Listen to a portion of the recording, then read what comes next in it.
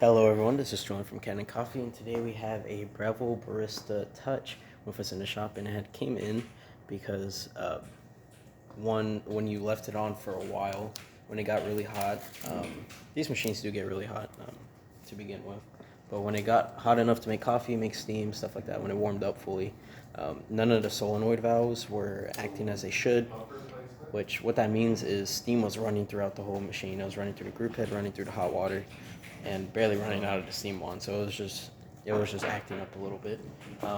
So we replaced all three of the solenoid valves. It's kind of like they're right next to each other. It's like an assembly. We replaced all three with brand new ones, and yeah, we're going to test the machine. We don't have a portafilter with this machine, sadly.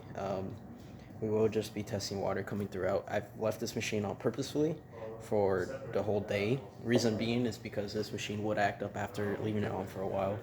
Usually you don't want to leave your espresso machines on for a long time, especially these smaller ones. So I do recommend just turn it on for the shots you're going to make and then turn it right off.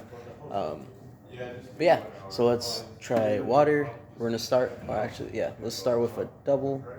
We're just going to look at the water and see if there's a lot of steam coming out and if there's any weird noises running through the machine. As you can see, the first 8 seconds is about pre-infusion, just dampening your puck, and then you're going to hear it ramp up and start brewing. This is going to last about 30 seconds.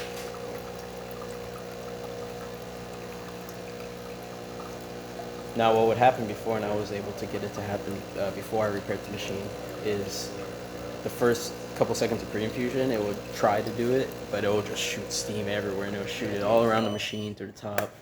None of the steam was coming through the drip tray. It was just all coming out of wherever you were using.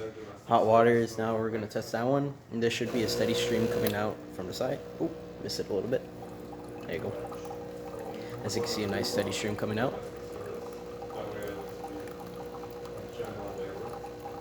Alrighty. And now we're going to add milk. Although we don't have a pitcher here, we're just going to hit it, and it's going to run steam. These have smart milk frothers on them, so they won't let you pull them out to the frog. Yeah. You can see the steam's coming out fine. As you can see, it doesn't let me take it out and try it. But yeah. So that's about it for this repair. If you like this video or any of our other videos on our channel, leave a like, subscribe, and hit the bell. Thanks for watching.